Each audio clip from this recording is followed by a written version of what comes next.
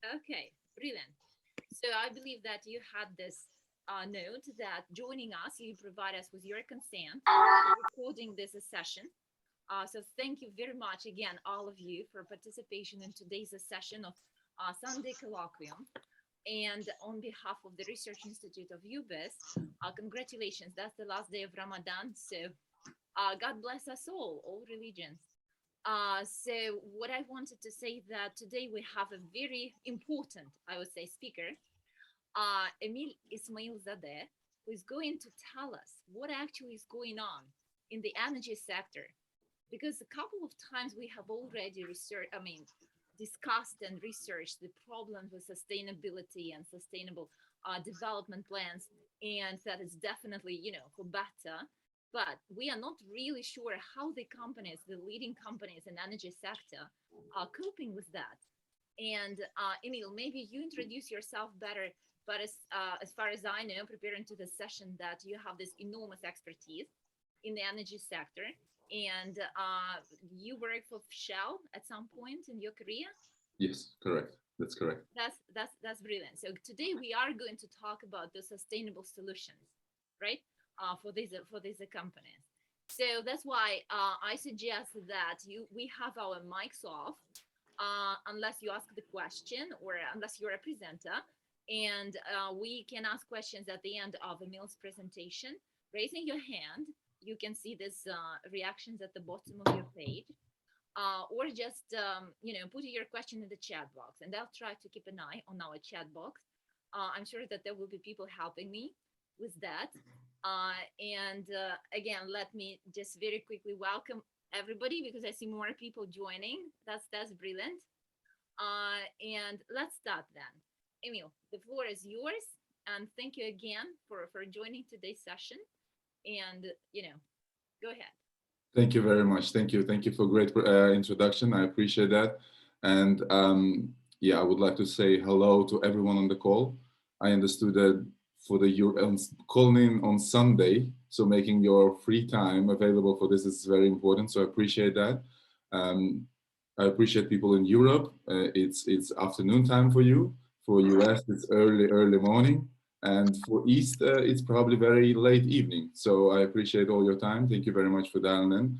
I will try to make this an interesting session for you guys. There will be a couple of topics that I will be discussing. I will be definitely touching upon the renewable energy solutions that are available at the moment, and also how the corporates at the moment actually coping with that, how they report that and how that goes, because I think those are the key questions, especially for the people who are outside of the energy sector and guessing like how is it actually, how the corporates actually dealing with this. So those questions I'll be going through.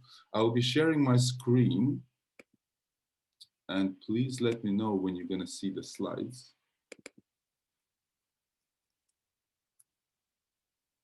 Yes. Okay, great. You guys see the slides. Yes. Thank you. Thank you. So what I will be going through is actually two elements. My presentation will be going in one short element on the specific challenges in the big corporates, on delivering overall value. It's one of the topics that I will be touching upon for like 10 minutes.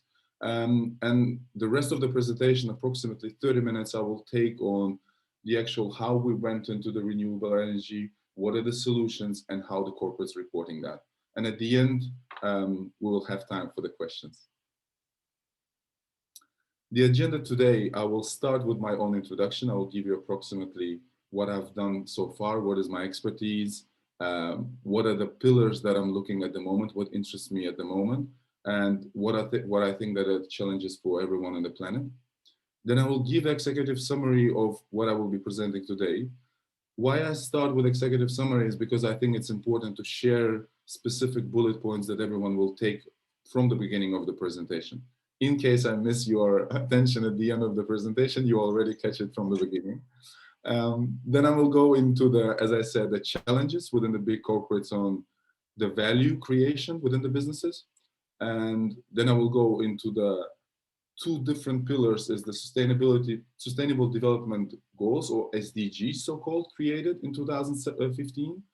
I will touch upon the Paris Climate Agreement, which has also been set in 2015. I will give you the renewable energy solutions at the moment, and I will be closing with remarks and a Q&A. My own introduction. I'm having at the moment approximately 10 years experience within Shell, within different businesses, starting from trading to mobility, strategy. I've been working in a legal team. I've been working in pricing team, and currently I'm working in more in strategic projects of the company.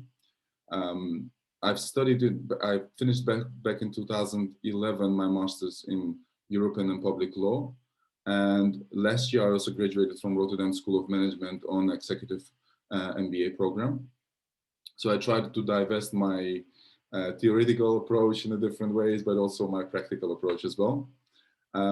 What I found at the moment a important thing is two sides. I think the sustainable development in general is something that we need to put as people in front of us, and not specifically in what we buy and what we eat. This is a real lifestyle. We actually need to take that as a lifestyle, and it starts with the environment. It starts with a big part of environment, how we treat the nature, because the nature already gives us a lot of messages that we haven't been treating the nature in the right way, and we need to adjust ourselves. We need to adjust also how we deal with people around us, so the society, how we look into the different countries, how we look into the different societies within the countries. We cannot anymore sustain and care only about the people around us, around our country, around our region. We really need to think from the perspective of global society. And in heart of this all is, of course, the economy. Economy is something that will deliver value, that will deliver money to ensure that we can execute something.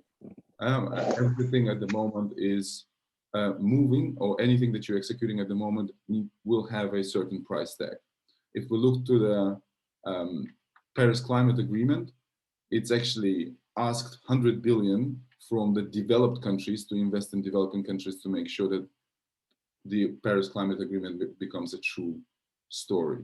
So the money needs to come from somewhere, and the countries sign for it. But that's the perspective that I think. That's kind of like my perspective, how I think. And another part which you see on the right side of the presentation is the unpredictability of the world.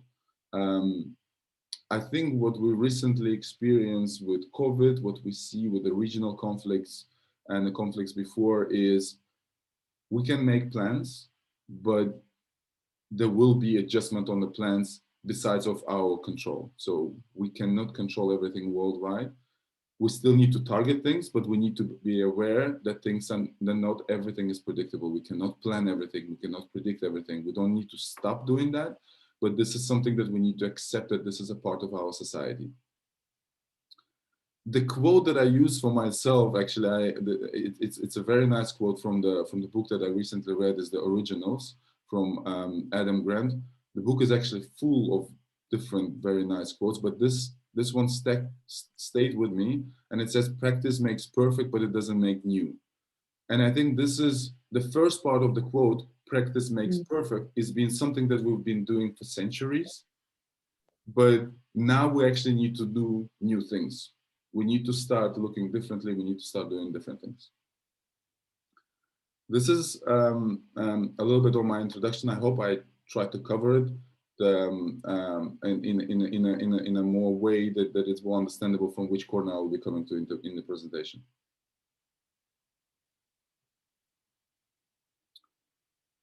The summary, there are four things that I would like to give you today. Is one is the very specific that applies for the big corporates, big complex corporates. You can call them big organizations, big companies. What I truly believe is that if you want to ensure that you get the most value out of your corporate, you need to align their long and short-term strategy. You need to ensure that there is a individual risk of every business is assessed. Because every risk that you take, there is a reward that needs to be based on that. And the third thing, what I believe is that there should be integrated view. There should be people who will be having integrated view, and not that people in the organization know only the two businesses or know how the overall organization is running, but really people who understand different businesses, who work in different businesses, but also stay in those corporate. So I think that the most scope of it is rewarding people to stay in their companies. That needs to be there, and that's the true belief that I have. I'll go into the detail of that point, that statement that I'm making, but I hope you can take this one. Then the second point that I would like to also make is that we have this SDG goals, Sustainable Development Goals. We have Paris Climate Agreement.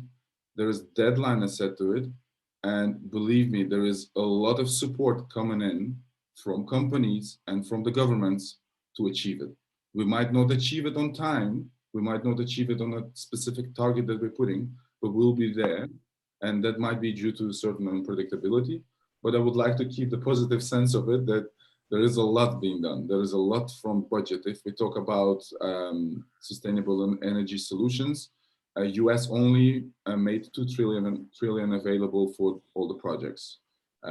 Europe is pushing 800 billion into it. So there is a lot happening on that scope.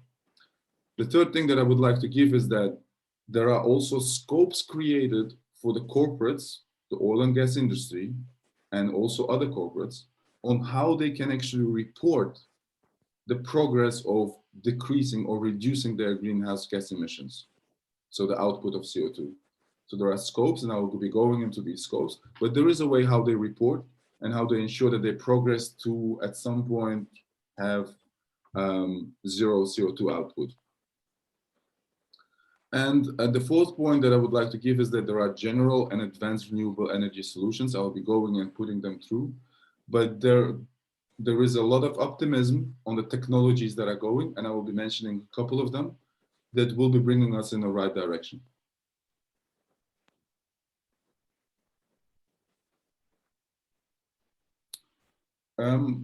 I will start with the first point on the challenges in the big corporates that are existing at the moment.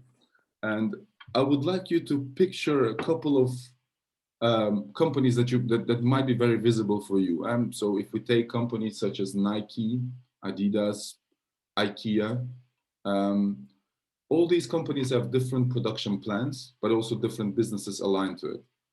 Those production plans decide on what to produce based on the customer needs. All the corporates at the moment have a strategy to move and to work from the customer back. So they will go and understand the customer and come back and say, these are the products that we would like to produce. And what happens in every corporate at the moment is that to understand the value of every business that they have, if they have a lot of businesses, they would go to their CFO, and their financial team will bring in, say, okay, your football business clothing line or your certain furniture, kitchen furniture will deliver you that much value. Your sportswear will deliver you that much value. So you will be assessing certain businesses based on your financials. And if you want to optimize it, there are traditional ways. It's just your financials will be opening your books and saying, okay, let's look at your inventory, let's look in your variable costs, and let's adjust them and optimize them and make sure that we make more value out of this.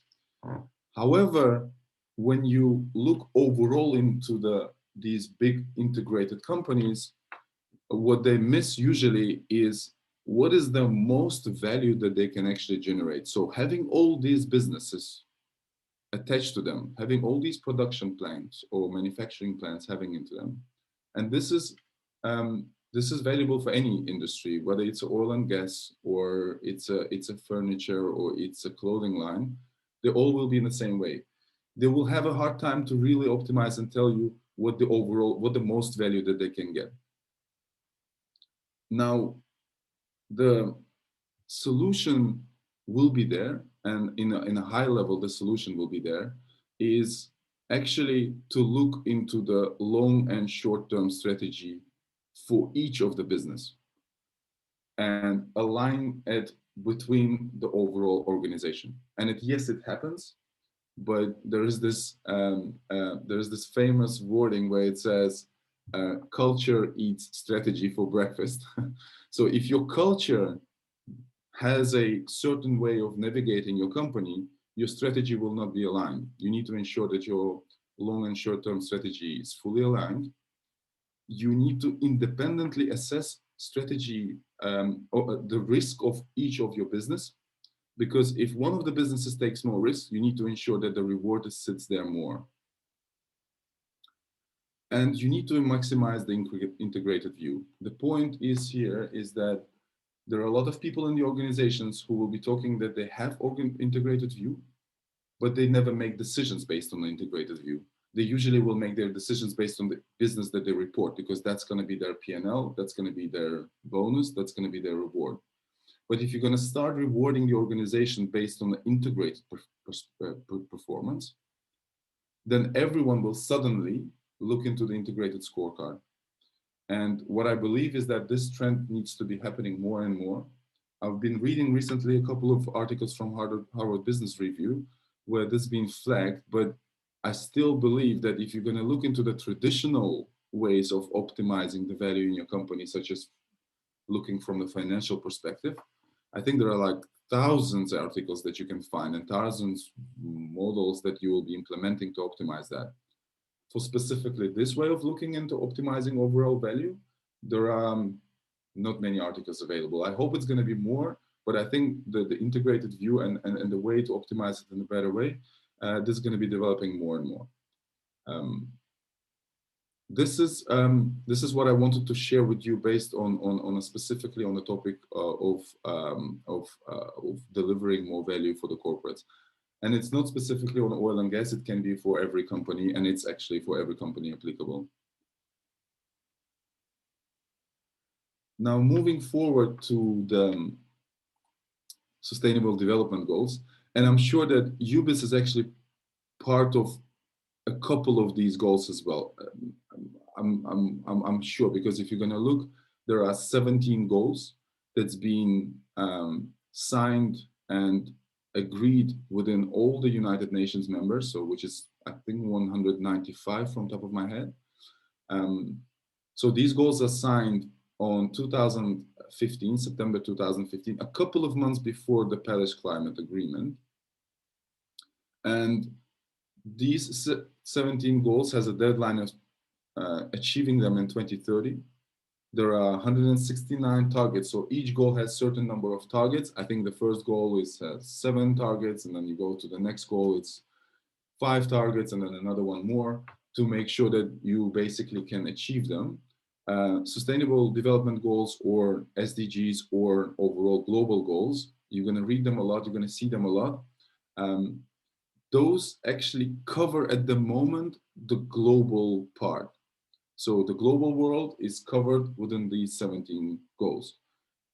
United Nations and the member states, when they signed it off, believe that if you're going to comply with these 17 goals, you're going to save the world, and everyone will live in a prosperous, good climate and very healthy lifestyle.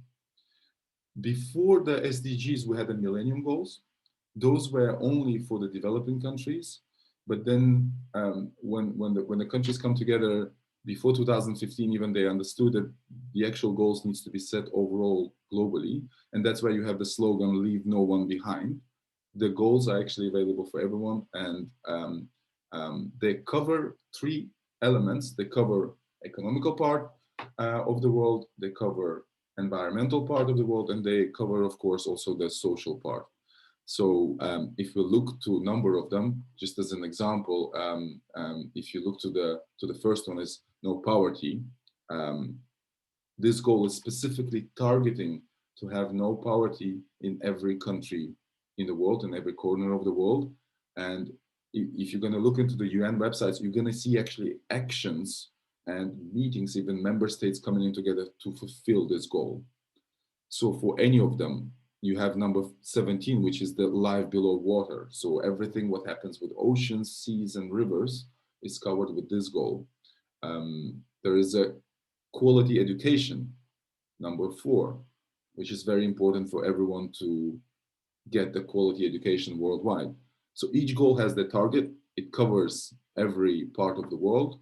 And you can actually see not only governments reporting these, but also you're going to see that some of the corporates already coming with a reporting on as sustainable development goals.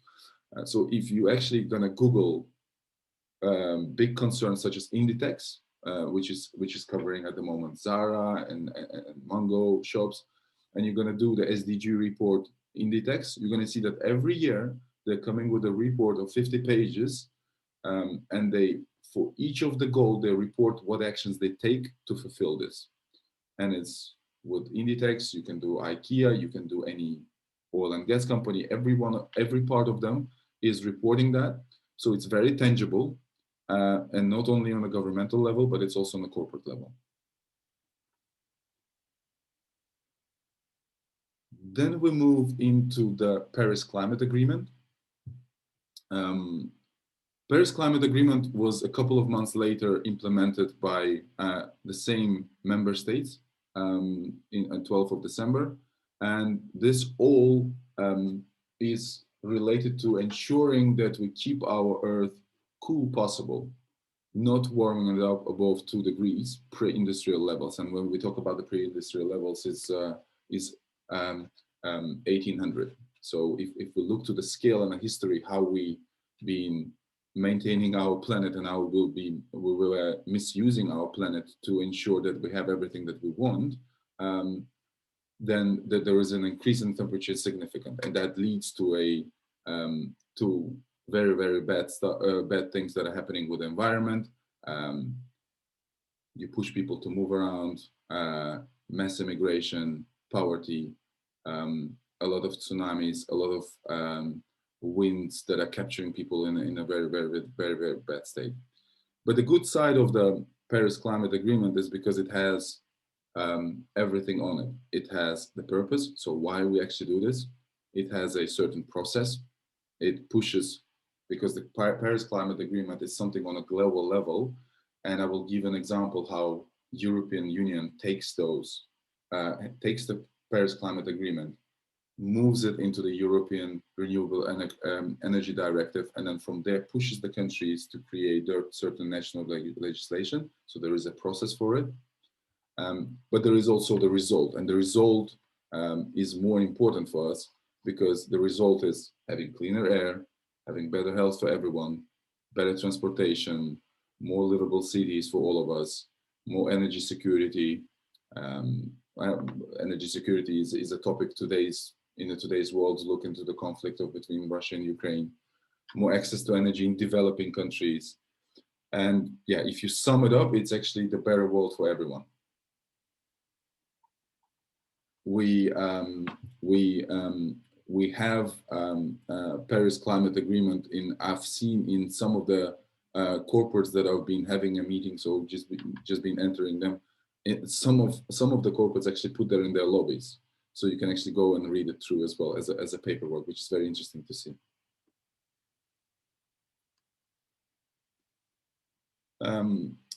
In this part, what I would like to give you a very short part on that the efficiency of the Paris Climate Agreement. So how it actually goes regionally, and I will give you European Union as an example. So we start with the global Paris Climate Agreement. Then you have in Europe, they're creating renewable, or there is a Renewable Energy Directive. It's already a Renewable Energy Directive Part 2 even available. And then you have Fuels Quality Directive that is specifically on the fuels, what type of fuels, for example, the cars or the heavy duty need to have. And then you have even the emissions trading system. So they're creating certain limitations for it as well. And that pushes national governments to create national legislation, because if you create on a European level a directive, it has to be implemented by a national country. So they have to actually go and create the national legislation, but the deadline has been set, and implement those. And if not, there will be penalties. You can basically get a penalty from being a member state of it.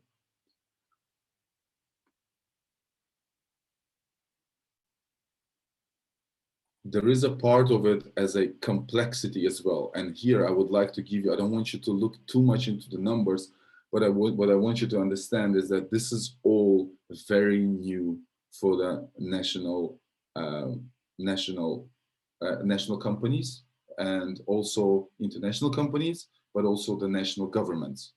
The deadlines that's been set on how to achieve, because you at some point need to have no zero emissions, zero emissions. So how you do that? You need to ensure that you, in a certain gradual way, move from 2020 to a certain way. So you decrease your, let's say, fuel quality with increasing more cleaner energy. Then you put certain targets to 2030, and then you push yourself to ensure that in 2050 you will deliver it. Because you cannot switch off and on in one day. You cannot say today is 2022. I am as an organization will keep, and just on the last year in 2049 will implement a certain technology that will be clean and I will be not putting out any emissions. Why this is a big part is that there is a lot of organizations, a lot of um, such as Greenpeace and any other organizations at the moment that are pushing corporates to become cleaner on their way, and not specifically by 2050, but showing and proving that they actually do something to deliver it. So it's not only legislation, but there are also court cases at the moment. We've been hearing several court cases happening also here in the Netherlands. So the companies are being pushed also by these organizations as well. And with these slides, I'm not going to read it, but I just want to show you that it's a complex part for every company to implement, because you need to have a gradual technology that will be delivering you to a certain cleaner energy.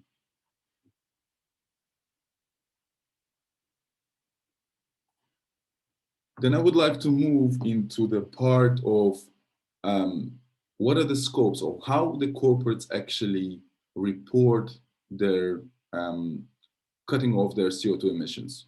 So how do we ensure that the corporate, an organization, an oil and gas organization, and this can be actually implemented in any other organization as well, on how to report whether you comply with the cleaner emissions, with ensuring that you're not putting any emissions into the air.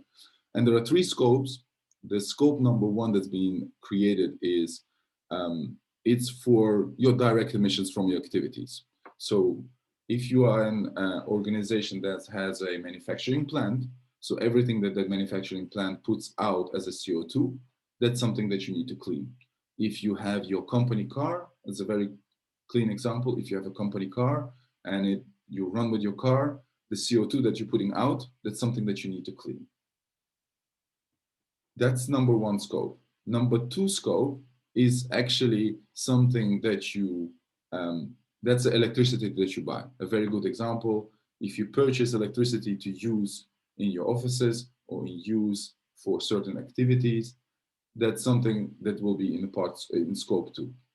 The good sides of the scope one and two, and very clean side of it is that you cannot double count it. I mean, if I hold a company and I have scope one, if I use my car for my company parts, it's very clear that I would need to clean that. There is no other company who will be using my specific parts, so it's very clean on who's going to be cutting those and who's going to be using those. So scope one and two is very clean and very clear to everyone on how it's being reported. However, scope three is the most challenging one. And scope three is the challenging one is because on the one hand, it's very hard to count it.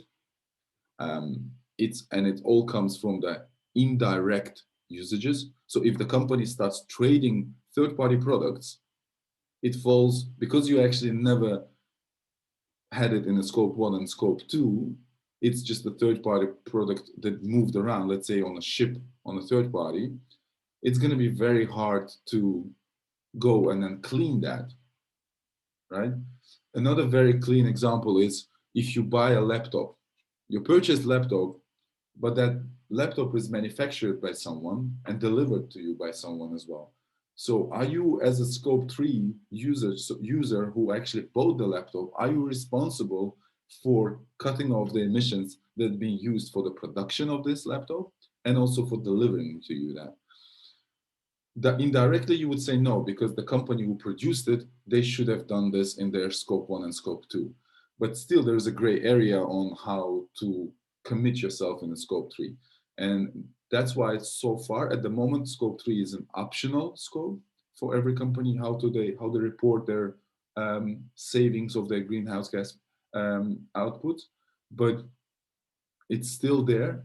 And we see more and more corporates starting to report also their scope 3 that they are putting into the environment and what they actually do to cut this off.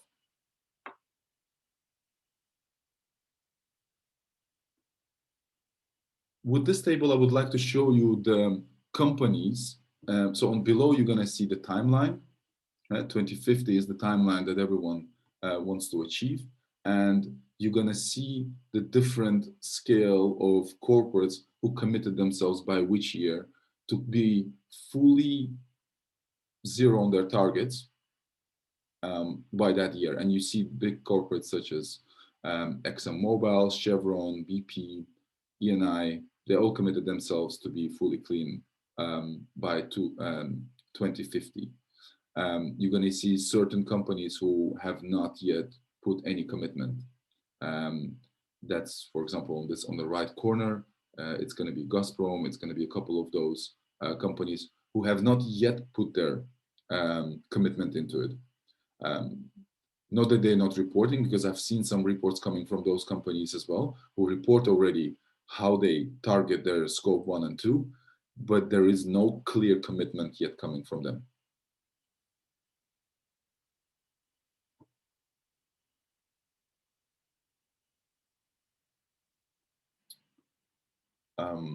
Moving to the next session of my presentation, and it's giving you a more overview on a general alternative energy solutions. Before going into that, I would like to really give you the definition of renewable energy. And that's renewable energy is something that is generated from source that naturally replenish themselves and not run out. It's very important to get that part. And that's why we have, and those are the general energy solutions.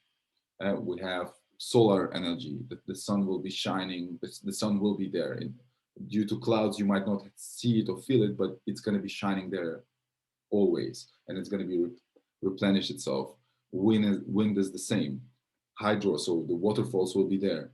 The biomass will be there as well. And what we call with the biomass, and it's a huge discussion at the moment in some countries, biomass is actually all living organisms that are used as creating energy. So the plants and waste of animals, those all are used at the moment as a certain product, biomass product, and certain renewable fuel can be created. And why is this a discussion at the moment? Is because of certain crops that in the countries like in Russia and Ukraine produced, and due to war, we cannot access them anymore. So what happens is that those crops that are being used at the moment in other countries, such as Indonesia, for the fuels, for the biofuels, now the Indonesian government comes and says, you are not allowed to use those crops anymore for renewable energy solutions. You only need to use them for the food, for the food industry, for the people, because at the moment it will be the shortage. If we will not allow, then some national economies might be getting in a very shady place. So biomass is a very, very huge topic, and that's why we see increases on certain elements of the food industry, but we see also some news coming in and saying some of the renewable energy will be also delayed. And this is exactly why it's happening. The biomass will be limited in certain countries because the alternative of using it as a fuel, it will be used as a food. And geothermal, it's also maybe something that not everyone has heard, but that's actually a technology, and it's still a general alternative energy solution. And why? Because that's the heating that you have certain places in the world where the heating comes out of the ground. It comes either out of the water or out of the actual ground, and you have these shapes sometimes in the air that you see. People sometimes go and travel to those regions to see specifically that output of the heat coming out of coming out of the earth. So those geothermals or those heatings can actually be used to generate energy solutions. And if you look to the goals for the 2050 to achieve the net energy solutions, geothermal stays there as a 10% of all energy solutions, or the coverage of all worldwide energy that we need. And 10% is quite a lot. So there is a lot of belief that this technology will be improved there because it puts not much CO2 output into the air, and you can easily use it. The technology is very much used because it's just natural technology, and it will be covering 10% of the all energy that we actually need in our market. The current state of all these general alternative energy solutions is that it's still not in the scale of fossil that we need to have in the market to close all the demand. It's been so that we don't have enough windmills. They're not generating enough to cover the whole world. The solar panels are not there yet to cover everything. And though in combination, they are not there yet as well. And that's why we see a lot of countries investing. There's also a lot of investment in technology and having this in a right way. And the second part, which is most challenging here, is the actual battery improvement, the technology that you need to have in the batteries to store that energy that's being created by solar to be able to use it in a different period, or store something that's being created by a windmill to be able to use it in another part of the world. However, if you're going to see the progress that's been done in 15 years in the battery technology, it's tremendous. It's tremendous. And if you're going to keep it only in the same trajectory, probably in 10 years' time, we will have very good technology batteries that will be saving us.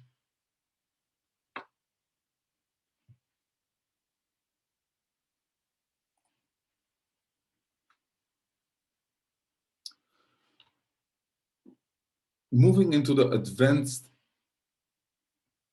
alternative energy solutions. And these are the ones that are actually created as a technology. So they are not specifically here as a coming from the nature, but we are creating it, different companies creating it. There is a different budget into it. You've heard about a lot of these companies moving into that. But these are advanced alternative energy solutions, which will be also developing in the future, and they will be covering to ensuring that we cover all energy demand that we need worldwide. Because the demand in developed countries, it increases significantly. So the energy that we use today is much more than we were using in developed countries already 5 years ago. And at the same time, developing countries moving forward as well. So we need to have not only the natural solutions, but we need to have also advanced alternative energy solutions. And those are electrical vehicles, advancing rapidly. Countries such as the regions actually of the world. In Asia, in China, there's a lot of electrical vehicles and technologies moving around. Europe, US, there are countries like Norway, which are progressing a lot in electrical vehicle side. Hydrogen is the next one on the road, and the technology is expanding as well. If you look on the paper, on the results, hydrogen is actually cleaner than electrical vehicles so hydrogen cars are actually cleaner than electrical vehicle. It's just the technology development is not yet on that level. Then there is a carbon capture and storage, or CCS. It's a very interesting technology, pretty much developing in European countries. We have a couple of companies here in the Rotterdam port that have been subsidized by even the municipality of Rotterdam. And it's very interesting technology because what they're aiming for is storing CO2 output. So capturing that CO2 output and storing that. And then once you have stored it, start cleaning it up. So you're actually cleaning the atmosphere by this technology. Very interesting one, very developing. There's a lot of promised parts on it.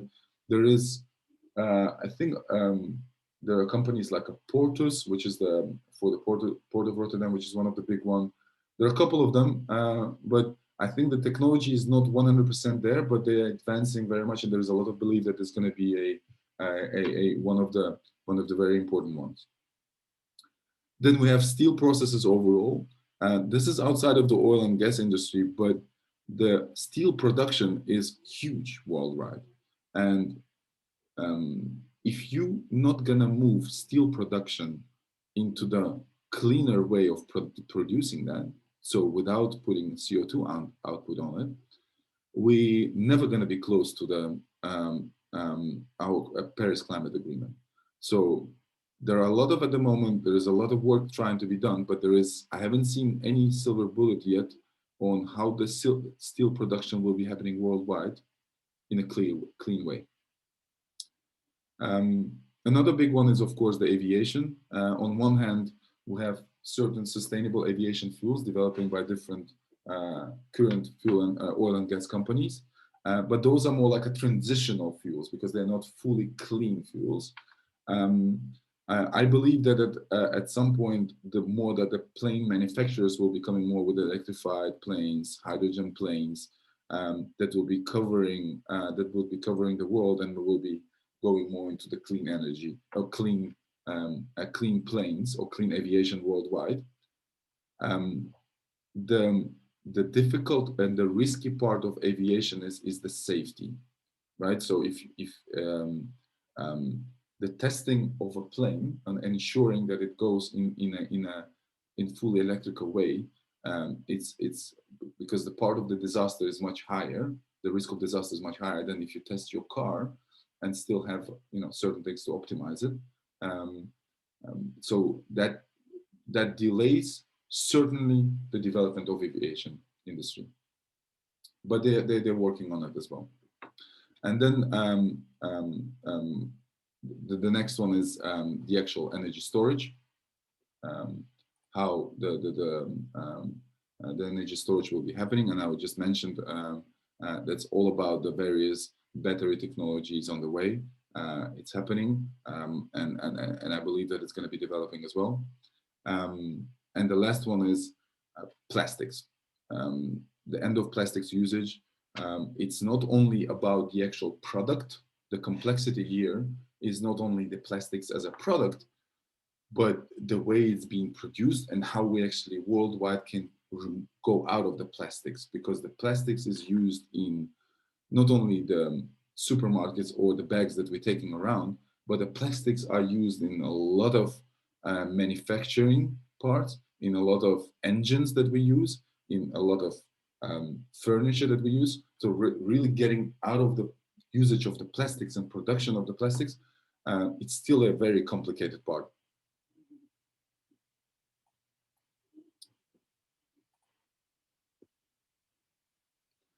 Then I just would like to make a couple of the remarks, like a closing remarks on the parts. With overall, if you're going to look in a lot of technologies, there is no yet end goal, and maybe that's actually good, because if we look into the past, we had certain fuels that we were using for 20 years. And we had certain fuels that were going always into the car, and we were using the cars and we're trying to optimize the car. And you would see a certain car from 20 years ago comparing to 10 years before, maybe using 1 liter less and fuel, and you would be happy with this. But the actual technology development wasn't there. Now what you see is every year, every month, there is more and more development in technology. And I believe that there will be more and more coming upcoming years, because a lot of countries also allow a lot of subsidies, which makes it for the smart people to start their startups, develop their technologies, and take over the world. And before going into the questions, I would like to recommend 2 books.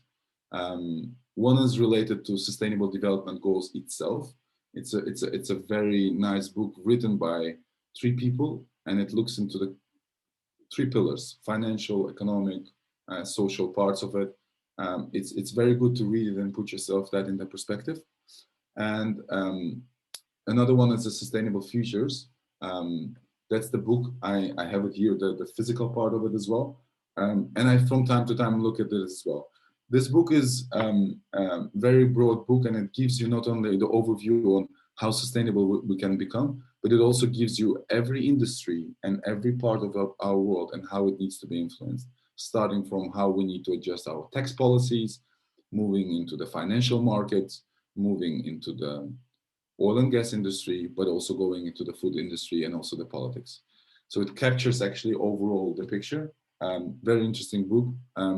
Those are the two that I would advise you on specifically this topic. And yeah, that was my closing remarks, and I'm really happy to hear your questions, and I hope that it was a bit clear for you. Brilliant. Emil, thank you very much. I suggest that everybody please put on your mics and let's give Emil a big round of applause. Thank you very much. Thank you. Sharing, then I'm going to see, I will see the audience and you too. Thank you. So, Emil, before I let people ask their questions, I can't help, but you know, Emil, you're still sharing the presentation. Sure, let me stop the sharing. Yeah, you stop sharing. Thank you. Let me stop sharing. Sure. Emil, I mean, you provided an absolutely amazing overview, okay, of the necessity, really extreme necessity to decarbonize the energy system of the world. And trust me, we are the believers. I believe everybody on this call. We all know how important it is. But Emil, you as the speaker, you're an ambassador of the company that actually produces and gets revenue on quite the different strategies, right? And different products from this. Yes. So, I mean, I would really appreciate to hear from you, like shifting strategies to all this decarbonization while providing returns to shareholders. Like, how Shell plans this? And also, maybe you tell us a little bit about Shell Sky scenario, just a couple of words, because that's something. Yes, absolutely. We thank you for the question. We published 3 scenarios. Sky scenario is one of them. It's I would say most enthusiast scenario that we have in available. Based in the strategy that we're setting, we will be there. If I compare just the behavior of people from 2 years ago comparing to what is the behavior of people now at the moment in every function that they're working on, there is a tremendous change. There's a tremendous change in how things are operated. If you're going to look into how many teams, how many business units being created on specifically looking into renewable energy development, it's you know it's huge on that sense. On the other hand, you see also how many assets Shell that has been only producing oil and gas that Shell for the recent years actually put into the market and sold. That's quite a lot, being sold, and quite a lot moves into the different elements of cleaner energy. Now, aside of it, what the difficult part of it is, and what I mentioned in the presentation, is that if you take today all the production that we have of renewable energy and put aside everything, all the demand coming from the market, you will not fulfill it. So what happens? Therefore, you have the fossil fuels coming in. Now, if we as Shell say today, let's sell less, right? If we just say, we just cut it off, we are from tomorrow onwards, we're putting 50% less of the fuel. Now, that doesn't mean that market will not be fulfilled. That market will be fulfilled. What will happen is just another company will take it on and sell it. So that the overall problem is not being solved. What it can be solved, though, is that we will actually gradually taking all these fossils and moving them into the cleaner and cleaner energy by committing ourselves with the targets of 2035, then target 2045 and 2050. So gradually moving into that. If there would be a technology that would say, this is the technology and it delivering this goal of 2050 in 5 years, believe me, everyone will be jumping into that and executing it in 5 years and making sure that, that will becomes a new market overall. But that's what it makes it challenging. But if you look overall, a huge amount of work has been done. Right. Okay, Emil, thank you very much. That's quite encouraging, I should say. There are questions. I see the hands up. Let's start with Mashilo. Mashilo. Thank you, Dr. Tony. I'm sorry about my camera not working today, but I hope I'll be audible. Thanks, Emil, for the good presentation. And this really touches a central nerve of the globe, because climate change affects everybody, and especially the corporate companies. As you might have seen in South Africa, we just experienced one of the world's largest disaster in one of our provinces, where 450 people were killed overnight due to floods and caused by the climate change. Now, what I want to check with you is, especially under your alternative for energy provision, you kept on mentioning solutions which are under development. I'm not sure if that will reach your target goals. Number two is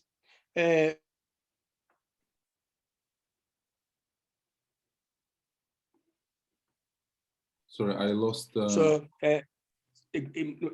movement of people and cargoes.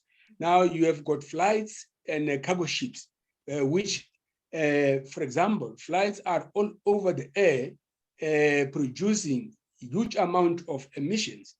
How do you advance to the reduction of that kind of emission? Now you have got in the sea, you have got cargo ships which use diesel, and they also run their engines 24/7 throughout their journey of 4 to 6 months. Now, how do you cap that kind of carbon emission? That's what I would like to know from your work. How do you advance the solution to that? Thank you. Thank you, Sure. Emil. Sure. Mashilo, thank you very much. Emil, we have students who actually research this topic, right? Yeah. So that's why you're not going to have easy Q&A Yes, session. no, it's great questions, and I'm happy also to take some of the questions and answer you later on, because some of the technical things I might not be able to answer. But in short,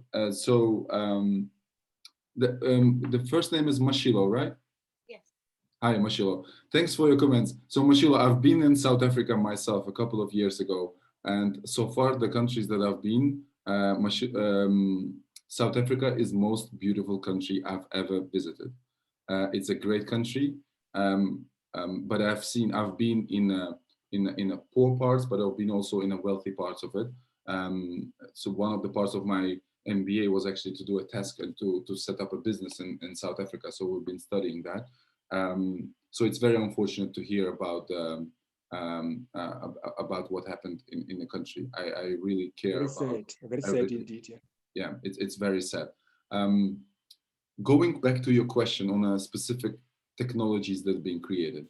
Um, so on a plant, if you have a plant that is generating certain CO2 output, and your plant is running 24/7, producing crude or producing any other product, you have certain technology at the moment. It's called UARs, upstream emissions reduction. And it's a certain technology that is actually capturing that CO2 that it's on the side, moves out of that plant and captures that. At the moment is you can actually even use that technology to take that certificate to come in one of the countries in Europe and say, hey, I cleaned that air in that country in the world using that upstream energy reduction technology, and therefore I can, let's say, sell here more fuel. You create a certain certificates for yourself. So there is that technology that I know specifically on the plants, that is happening on the plants, and it's developing more and more. I know that some of these technologies being done in China, and some of these in a couple of them in a couple of African countries as well. That's one of the technologies that I've been hearing about. Um, Another one specifically on the planes that you said that they are still putting out the CO2 in the air. That's That's correct. Now, there are two things that needs to be done here. One, the fuel that goes into the plane needs to be clean enough, right? Because when you give already a kerosene to the plane to put it, you already know that there will be certain CO2 output coming. So what happens is that fuel, so the energy companies such as Shell or BP or any other of them, they create or they develop sustainable aviation fuel, which has parts of the bioproduct on it. So it's actually more cleaner than what is at the moment as a kerosene. And it being developed to have it in clean possible. But the second part, it doesn't change the actual plane, right? Because the plane is flying still and still using it into the engine and still put that in as an output. That's something that needs to be actually done already on a plane technology. So the companies such as Boeing and Airbus need to take the accountability to build a certain plane that will be fully going in an electrified part. So at the moment, when it comes to the fuel, the flight companies coming to the companies as Shell and BP and saying, hey guys, give me more cleaner fuel so that I can actually fly more cleaner. But at the same time, we can give you the cleanest fuel. You still have a plane that is not clean enough. So you would need to change your actual plane to move in the right direction as well. So those are kind of like the two things that I know. And yeah, those are the things. But I'm not engineer. There might be more technical things. There might be more technologies on the way. I will thank you very That's much. fine. Marshall, thank you for your question. Ayman and then Marsha. Ayman. Hi everyone. Thank you, even for the fantastic presentation. Actually, you touches many parts that we are working on, especially my scope of work is a non-profit organizations, and we are always considering the sustainable development goals.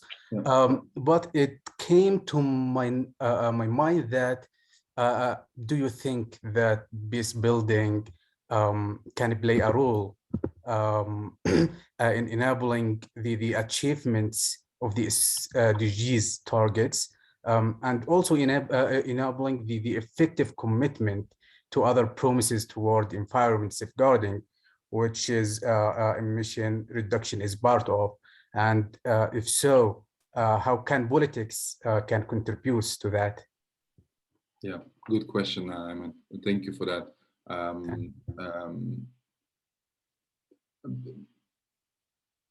I do believe that SDGs, the 17 goals, if you fulfill them all, there will be no cannibalization, right? So the one will not kill another one.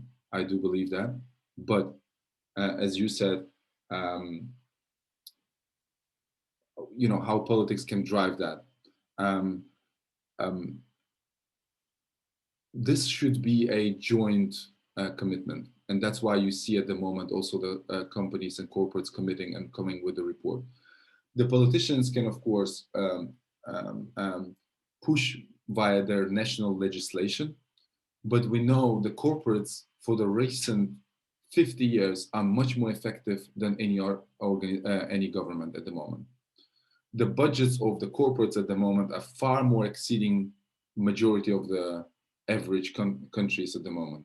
And with the value that they're holding on, with the tax benefits, with the parts that they, you know, the way the financial structure is done, I believe that organization at the moment holding actually more power than the national governments to fulfill these. Now, what can governments and nationals actually do for that? Of course, advocate that. Bring this in more awareness of their population. Make that a part of their party program. So when people start electing them, people look into this and you know, vote for a certain party based on these development goals as well. I'm not sure if every party would like to commit themselves on all these 17, because you have some nationalistic parties, you have some liberal parties who have a different view, who put maybe individualistic approach more than looking for the society, right? So, so there are different directions that the government's going. But I do believe actually corporates at the moment have more power in executing that. They decide more in the lifestyle that we live in than the governments at the moment. They decide more in what we would like to eat later on. They decide more where we would like to travel, how we would like to build our lives than any government at the moment. So, and that's why I think the responsibility needs to sit more in organizations even than the national governments. Thank you very much. Thank you both for the question and the answer. I'm reading from the chat box, and the UBIS provost, Dr. Shanti, puts there that actually UBIS contributed to 7 goals out of 17 SDGs, and we're quite proud of that. I believe that we are going to submit reports on this soon as well. So thank you very much, both. Marcia, your turn. Hi, good morning, good afternoon, greetings. Emil, like my colleagues that have shared, fabulous presentation, very insightful. Earlier on, you spoke about the integrated view and you spoke about the importance of behaviors. So this is more along the lines of my study. I think you sort of mentioned it as well around the role of corporates, but it really is about how do we incent these behaviors?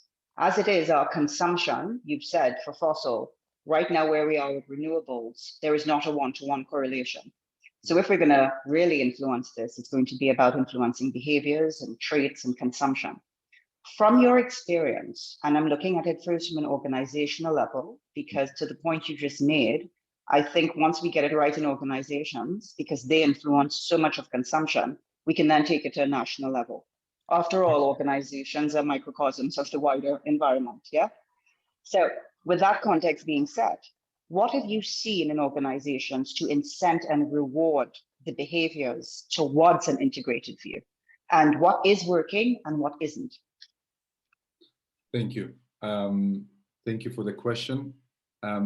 What I see from and what I experience, and I've been studying a couple of, so even if I work for Shell, I've been studying a lot of other corporates specifically on their cultures and specifically on how they reward people and how they move around the teams, how people develop in their organizations. And this starts with overall, if you're going to look into the statistics, we see that, and why I'm going to come in and I'm going to answer your questions, but I'm starting with the CEOs of the companies. CEOs of the companies, if you're going to just put on a scale of how much they're earning, it's a significant amount, very much linked to the value or the margin that every corporate is generating. So if your corporate generates a lot of money, your CEO will be getting a lot of rewards on it as well. If you're going to start zooming in further, people who spend more time, spend more years in the companies, at some point it all stops. And then what it happens is that people who have quite some years in the companies, those are the ones who've been in different businesses in the company, and they start having this integrated view, because it's really about having experienced different businesses and understanding that if I move one part here, that has an influence in another part, and that's how I need to look into the integrated scorecard. But once the people actually getting that, either they're going out of the company because they've been rewarded somewhere else, or they go into the certain position where they don't actually have to take that responsibility of that integrated view. And that's something that makes it much challenging. And I think that solution for that would be, one, of course, creating those integrated scorecards physically, rewarding those managers based on those scorecard, but also motivating people that are experienced to stay in the company, to stay and have this specific roles who will be looking into the integrated view and integrated scorecard within the organization. From what I've seen so far, I haven't seen any company having a integrated team. So team that would be specifically looking into that. There are companies who start now introducing integrated scorecards, and that's wonderful. That's a good starting point. But there is no team, there is no role specifically who will be looking into this only. And I think that that's something that needs to be developed. Brilliant. Thank you very much. Thank you for the question and the answer. Thank you. Martin. I'm interested in the relationship between government and the companies. and between the companies themselves. If a government has signed up to achieve particular goals and it passes targets down to the companies, or the companies volunteer to meet targets, does the government penalize those companies that don't meet the targets? That's one question. And the other question is, wouldn't it be the case that if a company develops a really good solution, it would keep it to itself and not share with the competitors, because it would not get penalized, they would get penalized instead, and the world would not move as fast as if the government were sponsoring the solutions in some way? Thank you. Yes, I've noted the questions. Thank you for the question. So the question one, yes, the government actually penalizes via the court cases. So one of the court cases was in the Netherlands, actually against Shell, and the court case was and the ruling was against Shell. So we are now on a second court case. So we actually went into the higher court, but the court case clearly said that the strategy that Shell has at the moment needs to be achieved much faster than we have been setting in our strategy. So we had a strategy, if I'm not mistaken, it was somewhere achieving certain targets by 2040, and it's been pushed to get it in 2035. And everyone takes that court case as something that will be replicated in into the other oil and gas companies as well, to make sure that they actually comply. And there is no certain penalty written in the sense how they will penalize that. But I think for the big corporates, the fact that their name will be already mentioned, that the fact that they will be coming that way on the news, their reputation is much higher than any other penalty that they will, as the millions that they will be putting that you need to pay for a certain delay on achieving your results. And therefore, reputational risk is significant. And therefore, you saw also our company adjusting its strategy to commit that. We do go into the higher court, but we did adjust to deliver our strategy.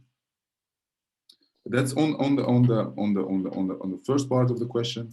And this is aside of the national rules, right? So you have the Paris Climate Agreement, then you have a European directive that pushes the national regulations to create, and then the regulations pushing you to have certain cleaner industry, certain cleaner fuels, certain cleaner energy that you put into the fuel. Because if you're not going to do this, there are penalties. In countries like in the Netherlands, there is actually criminal court. If your fuel will be not having a certain specs on it, you'll go into the criminal court. In Germany, it's going to be certain buyout that you're going to pay. So there are different countries have different elements that they've created. Now on the question of technology, the second part of it is, well, oil and gas industry traditionally works differently than pharmaceutical, for example. And so if you look into the pharmaceutical industry, yes, they can create a certain cure. They can go in and lock the patent for it. And they actually can sell it for the next 10 years for the 30 million, even if they produce it for 1,000 euros. And then after the 10 years, when the patent is gone, they will say, okay, now I will be sharing and everyone will be having that cure to use it. The oil and gas industry, the technology is, because there is a huge collaboration between the companies, between the majors to make this happen. At the moment, so much things are really open. A lot of technology development is really open on the space to go and commit it. So you can actually track even the trajectory of the battery development. You can actually track that. You can see actually how efficient they get by year and year on a certain technology. And what you see is that even if the one company announces certain efficiency, you see the next year another one announces 10% better and then another one 20%. So they're actually competing a lot. And that technology doesn't really work traditionally as a pharmaceutical industry. So I haven't seen so far any technology that's been developed and kept within one of the corporates, even in the market for 2-3 years without other one accessing that market. Thank you. Sure. Thank you very much. Carol, your question, please.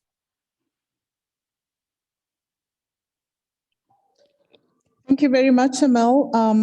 Great presentation. My question is about the balance between moving to renewables and retaining the hydrocarbons, and really around the development of additional resources, given that the demand is increasing.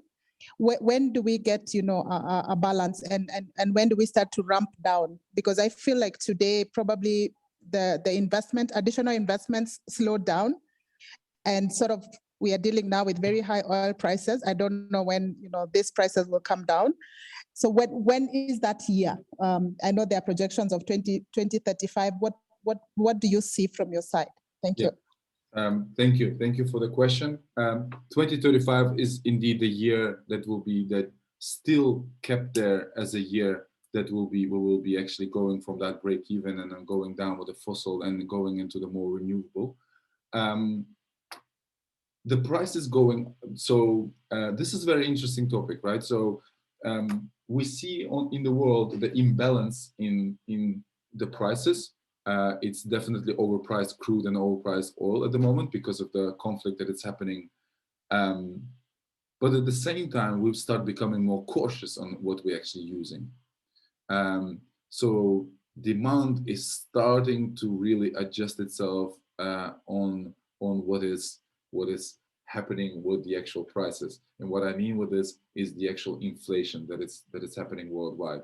So we will, at some point, I believe, ramp up into the level that there will be still a lot of excess of oil. And there is at the moment, even with the conflict at the moment with Russia, the price that we have for the crude, it's still a reasonable price. It's still a reasonable price.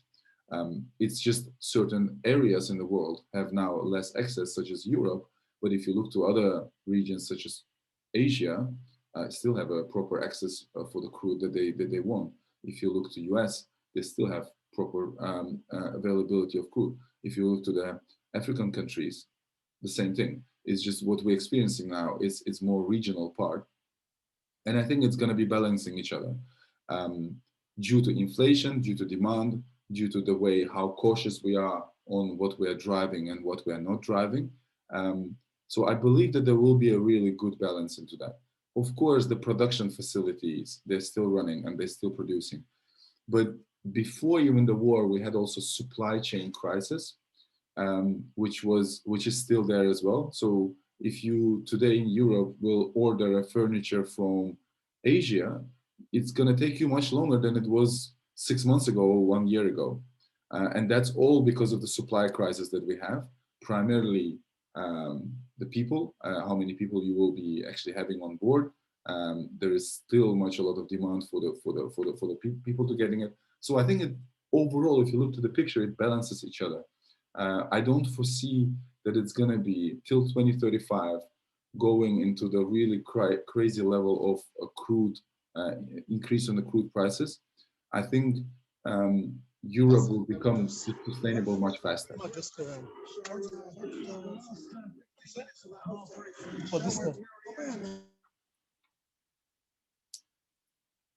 Right. Thank you very much. Next question, Caesar. Caesar is joining from Lebanon. Caesar, I read a report recently that actually there were studies conducted, and it's very likely that there is huge quantity of offshore gas and oil in Lebanon. So what do you think? How does trans positive for us? Yeah. Before going into this, to the crisis that we are in Lebanon, I would like to start with a comment to Emil. Well, thank you for the presentation.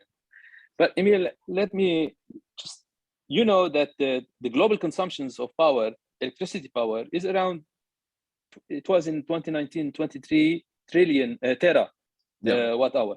Okay. Yeah.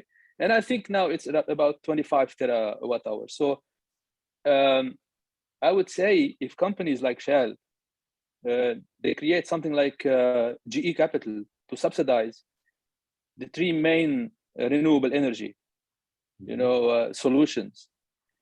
But I think instead of 2050 plan we will be much faster in achieving, the goals that you talk about. That's besides the crisis that is generated by our quality of leaders now currently.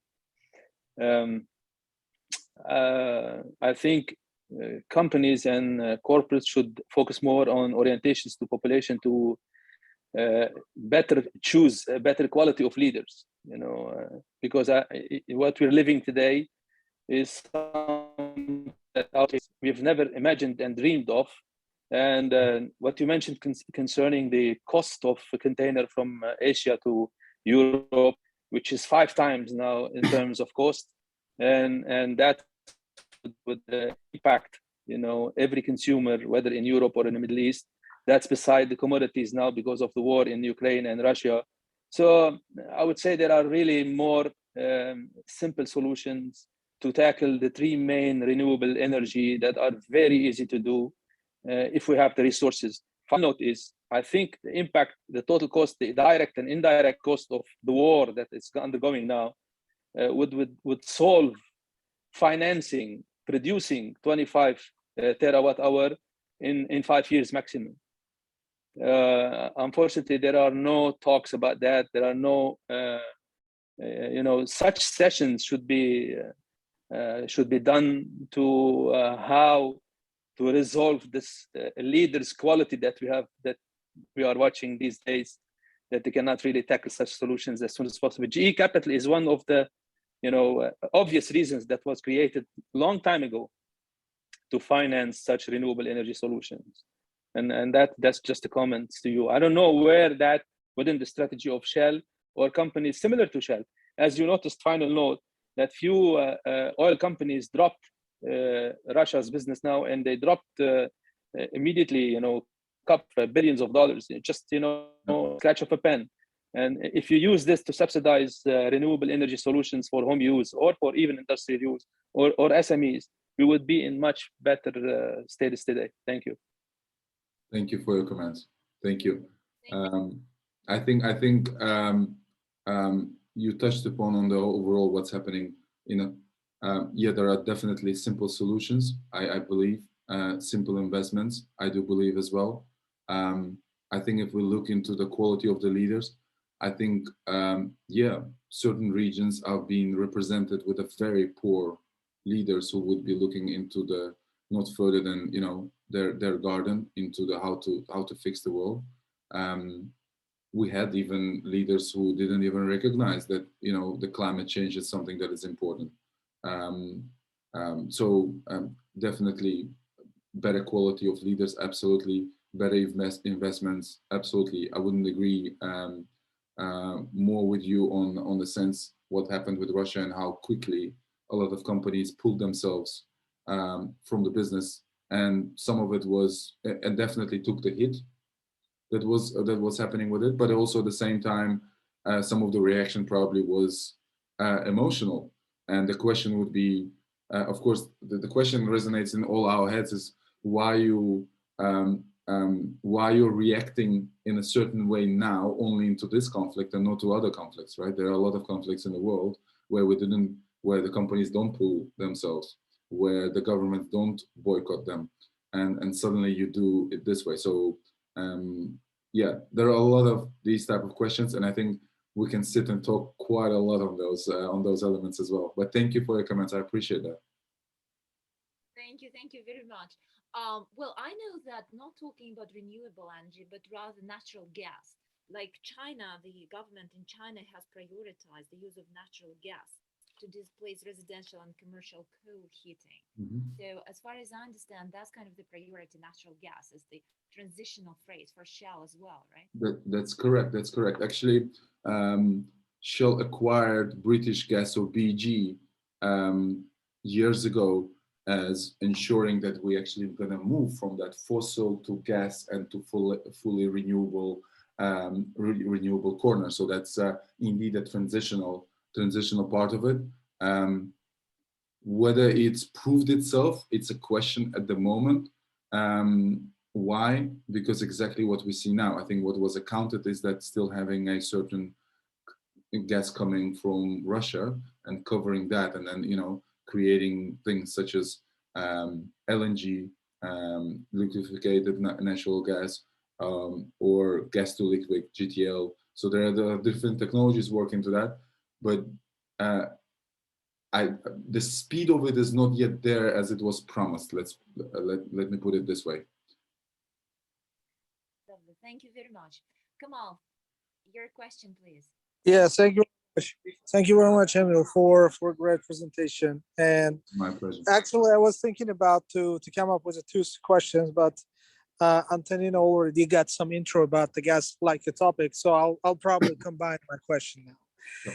And so, I mean, my question is about, like, you actually came up with the presentation that's mentioning about the measures. They are like ultimate goal for strategic goal for 2050, about to go on net zero emission. So, like, considering like this, like the war happening with between Ukraine and Russia. So what is your actually like assessment? So do you think that this is process to energy transition will slow down, or otherwise, or oppositely, it will accelerate processes that the measures could reach their ultimate goals? So what are you actually you're thinking about? Because like the countries like the Germany, the like one of like industrial countries, they are like the last like the years they are struggling in terms of to reduce this leveraging from the Russian gas, but that's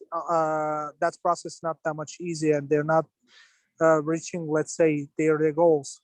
So what is actually your expectation in terms of this conflict, how it will impact in terms of accelerating or slow down the processes?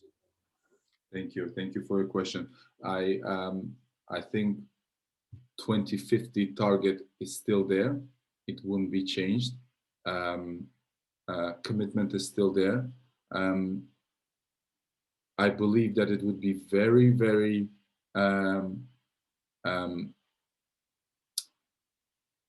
it wouldn't be very trustable to go to every major now to adjust and say we won't be committing because of the conflict. I think what it's going to be putting companies to, or organizations to, is every conflict creates an opportunity. And I think this is exactly what they will be looking at. They will be looking into the opportunity to take more because the subsidy from the governments is still there. Just to give you an example, in Germany, if you build now a hydrogen petrol station, half of it is paid by the government, right? It's a great investment. So you just build your petrol station on hydrogen and the government pays 50% of it. Those subsidies are still intact. And I think it's going to be regionally motivating Europe absolutely to drive it much faster. Why? Because today, if you increase the price for hydrogen cars or hydrogen solutions, or even electrical cars in Europe, you can easily justify to people by saying, hey, we have a war on the side. That's why you need to pay a bill and you need to faster move into this direction.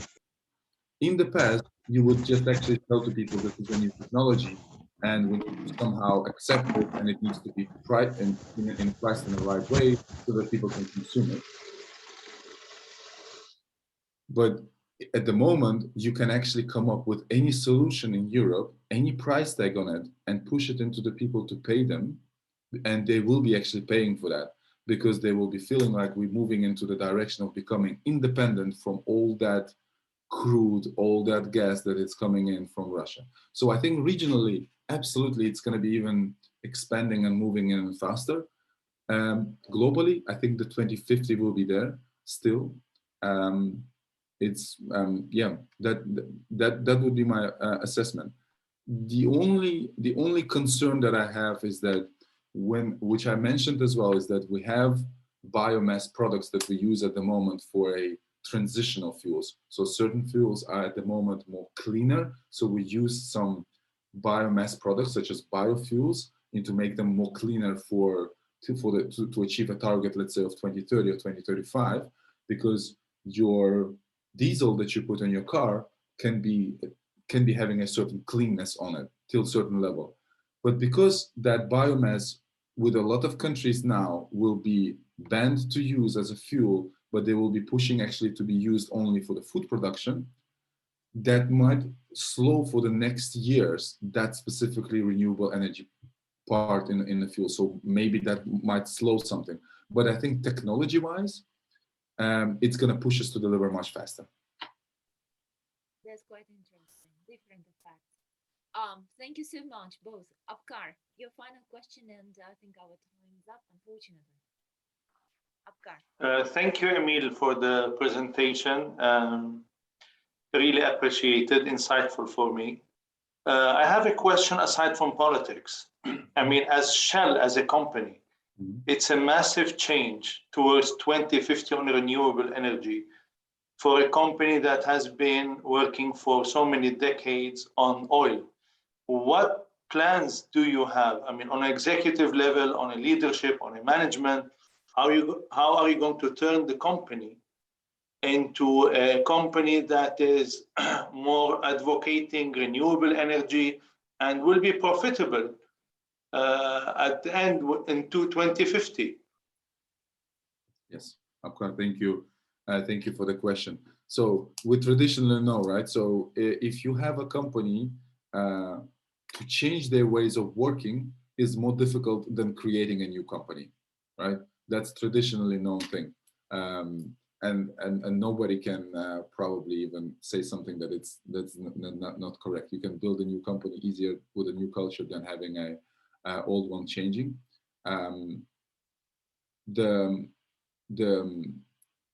If you look on a leadership level, what's been massively moving, and I think that we've been facing the court cases, we've been facing a lot of pushbacks that are happening. As I mentioned, I think from what I've seen, because I'm 10 years in the company, what I see in the last 2-3 years happening, how many divisions being created, how much interest is there, how many assets that we have. So we have a refinery, Pernis refinery. It will start producing bioproducts. The assets that we have that are not transitional are sold. So the assets that are only producing fuel and only producing gas, they actually, if they are not flexible enough, we don't hold them. So we're moving into that. The market of biofuels and the traditional fuels, it's already huge. And I think there is a lot of value that is already being generated by a lot of corporates. On the renewable energy, I think there is just a lot of investments happening as well. So if you look to the North Sea, for example, one of the good examples, if I look to the North Sea, it's almost full. North Sea is full with the windmills, and it's a lot of projects happening there. Now, as I said in the beginning of my presentation, that unpredictability part at the moment that slows things down and moves things forward sometimes, that is absolutely there. And that's why we have these 3 scenarios. We have sky scenario, but we also scenarios that are showing that things might delay. And there is also a scenario that's saying that things might delay even more, really depending on what geopolitically will be happening around the world, what type of regulations will be pushing. If you're going to continue at the moment that it happens now, we might target the sky scenario, which is going to be having 2050 renewable energy, but also generating value. Because at the moment, any project that you invest in, either you're putting the windmills or you're putting a solar panels, if you're not going to have a subsidy from the government, the market is super dense. You'll probably not generate any margins out of it.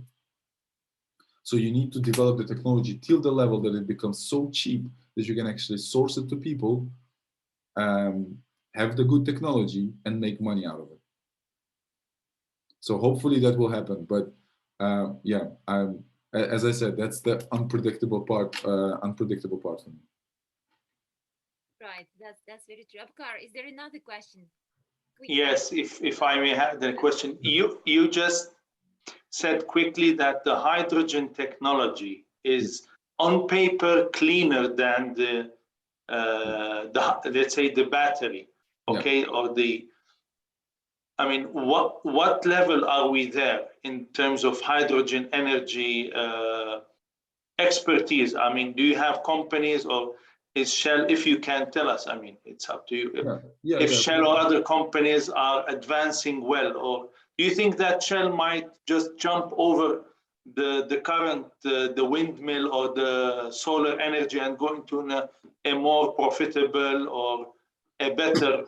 I'm improvising. I'm not an expert in that. I'm just. Oh well, for the companies such as Shell, the easy part is Apkar, is that when you have certain value, when you have certain budget, you can take over a technology. So you allow startups develop certain technology, and you look from the side and you just take over the right technology. Or you even invest in startups and then wait till they develop in their way, because they might do it in much more much more effective way with all these agile work and that type of stuff. So you just wait on the side, you develop yourself absolutely as well. And at the moment, I don't think that Shell is the most hydrogen, having the best technology. I don't think that, I think that there are really the hydrogen companies that are specifically specified in hydrogen technology are the ones that are moving forward. But it also allows Shell and any other company, not only Shell, any other company can just go and then bid and then take over and make them a part of their business and start transitioning. So that's I'm from what I see in the trends. If I open LinkedIn, if I see how many startups being taken over every week by these majors, such as Chevron, such as Exxon in US, it's almost every week I see some technological company, and the guys developed it, and they're 100 people and they have certain technology, and there's just a bit and they take it over, and then they make it part of the company. So that's what allows the cash allows to move it that way. So even if you as a company doesn't have the best technology, you can always acquire it. Right. Thank you very much, Apkar, for both of your questions, Emil, and your answers. Unfortunately, time is up. So I would like to thank all of you, and our remarkable speaker in particular, Emil, on behalf of all these wonderful people on this call, on behalf of the UBIS Research Institute. We thank you. Thank you for this glorious presentation. Yes, I agree with Dr. Shanti. Thank you very much. To Emil, if you don't mind, we have a list of friends of UBIS, and if you don't mind, that would be our honor to add you to the list, and we really hope to see you again, because there were more questions to you about this topic, and I'm sure that you can share with us much more than absolutely renewable energy. Absolutely. I mean, I appreciate the time. I spoke for a bit. What is it? 1.5 hours when the call. I appreciate the questions. I appreciate the trust that people put on asking me questions. I try to answer so far my expertise goes. So and definitely I will be thrilled to be part of the UBIS family. But also feel free to add me on LinkedIn. I personally myself look also into the projects that are creating sustainable economy. I've launched one of my projects, my own personal projects, that is on the LinkedIn page as well. So feel free to add me, guys. Any questions, anything, just shout. I would be happy to help. Brilliant. Emil, thank you very much again. Thanks. Thank you. And please, everyone, take the best care of yourselves and your loved ones. And I see you next Sunday. Thank you so much. Thank you. Thanks, Antonina. Thank you. Thanks, Thank you very Emil. much. Bye, everyone. Thanks, Dr. Tony. Thank you, everybody. Again, Emil, thanks again. Bye. Thanks a lot.